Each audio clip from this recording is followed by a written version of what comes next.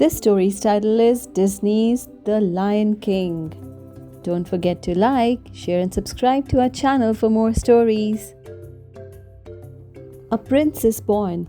The hot African sun rose on an amazing sight. Giraffes, zebras, elephants and animals of all kinds were gathered at Pride Rock. This was an important day. King Mufasa and Queen Sarabi, washed as Rafiki, the wise baboon, presented their newborn son to the kingdom. The animals cheered and bowed before Prince Simba. But one family member didn't attend the celebration, Mufasa's brother Scar. Scar was angry that he was no longer next in line to be king. Mufasa and his assistant Zazu went to ask Scar why he had missed the presentation of Simba. "Oh, it must have slipped my mind," Scar sneered, and he walked away. Simba grew into a playful and curious cub. Early one morning, Mufasa brought Simba to the top of Pride Rock. Everything that the light touches is our kingdom. One day, the sun will set on my time here and will rise with you as the new king, he told his son. Wow! But what about the shadowy place? Cried Simba. You must never go across the border, Simba, said Mufasa sternly. But I thought a king could do whatever he wants, said Simba. Mufasa explained. There's more to being king than getting your way all the time. You need to respect all creatures. We're all connected in the great circle of life. Simba tried to listen, but he was busy chasing grasshoppers and practicing his bounce. Just then, Zazu arrived with important news. Hyenas had crossed into the Pride lands.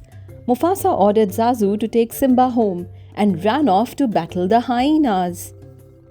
I never get to go anywhere, Simba complained. Back at home, Simba went to see his uncle Scar. My dad just showed me the whole kingdom, and I'm going to rule it all, the cub bragged. "Did he show you that place beyond the border?" asked Scar slyly. "Only the bravest of lions would dare go on an elephant graveyard." Simba didn't see his uncle's evil trap. He decided to show his father what a brave cub he could be. Simba set out to find his best friend Nala. She was lying with her mothers on a rock nearby. Mom, can Nala and I go to this great place near the water hole? Fibbed Simba. As long as Zazu goes with you, answered Sarabi. We've got to ditch Zazu, Simba whispered to Nala. We're really going to an elephant graveyard. Simba and Nala laughed as they ran in and out of animal herds to escape from Zazu. We lost him! Cried Nala. Together they played, tumbling and rolling. With a thump they landed next to a huge elephant skull. Zazu caught up with them, but it was too late. Banzai, Shenzi and Ed, 3 drooling hyenas with sharp teeth, surrounded them. The hyenas grabbed Zazu first.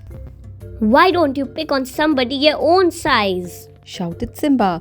Then one tried to catch Nala, but Simba swiped his claws across the hyena's cheek. Suddenly a tremendous roar shook the ground. It was Mufasa. His giant paw struck one of the hyenas as he growled. If you ever come near my son again. The hyenas ran away before he could finish. Mufasa scolded his son on the way home. You disobeyed me, Simba, I was just trying to be brave, like you, Dad, said Simba softly. Being brave doesn't mean you go looking for trouble, replied Mufasa. Then Mufasa told Simba how the kings of the past looked down on them from the stars above. They will always be there to guide you, and so will I.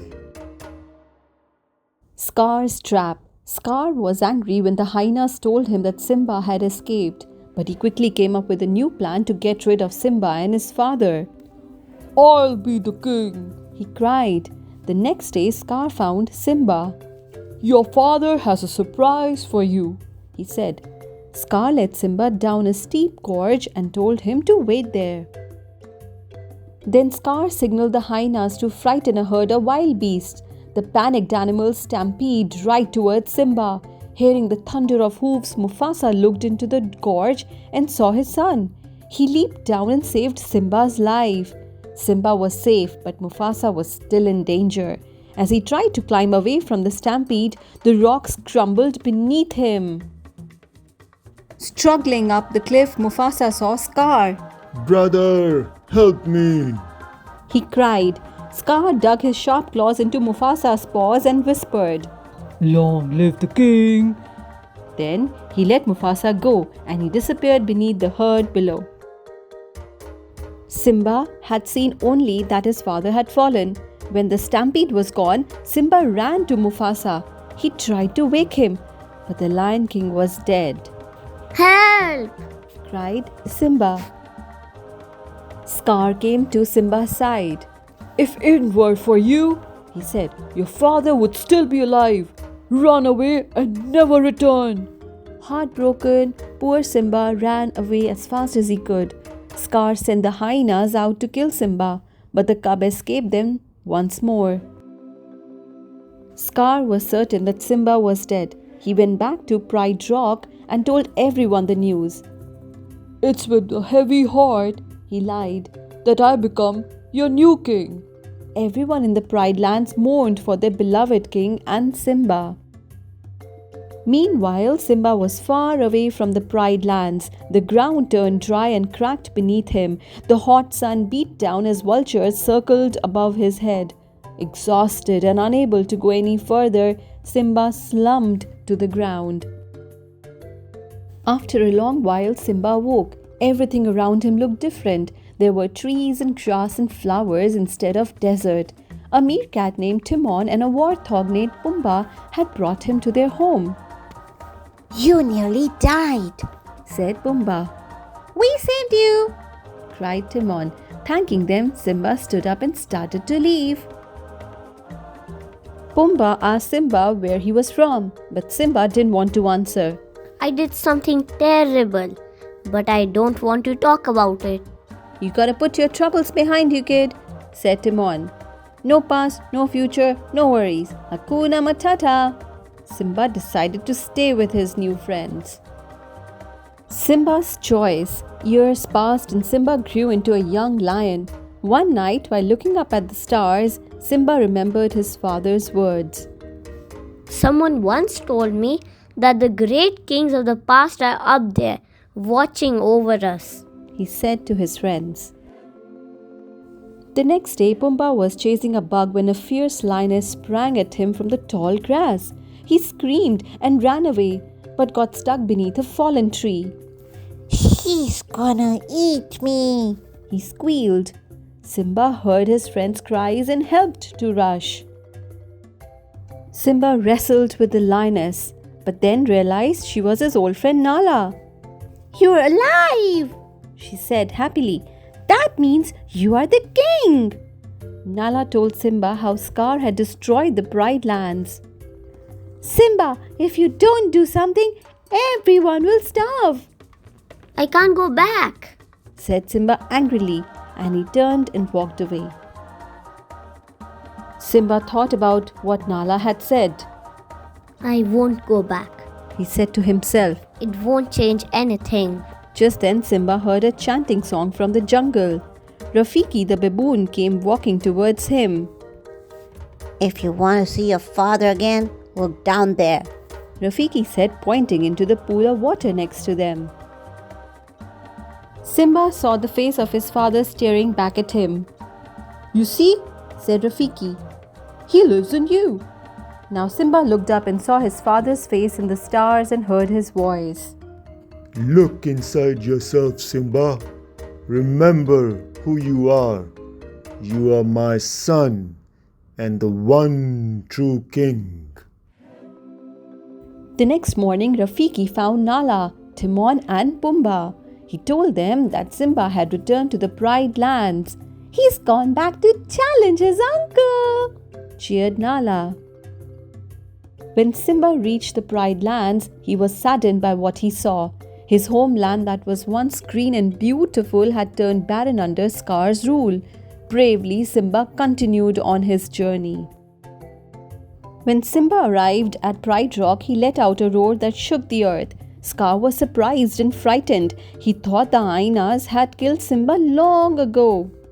This is my kingdom. Step down, Scar. Shouted Simba. Scar ordered his hyenas to attack. They surrounded Simba and drove him to the edge of a cliff. Simba grabbed onto the rocks with his claws as Scar stood above him. That's just the way your father looked before I killed him, snarled Scar. Then Simba realized that it had been Scar who killed his father.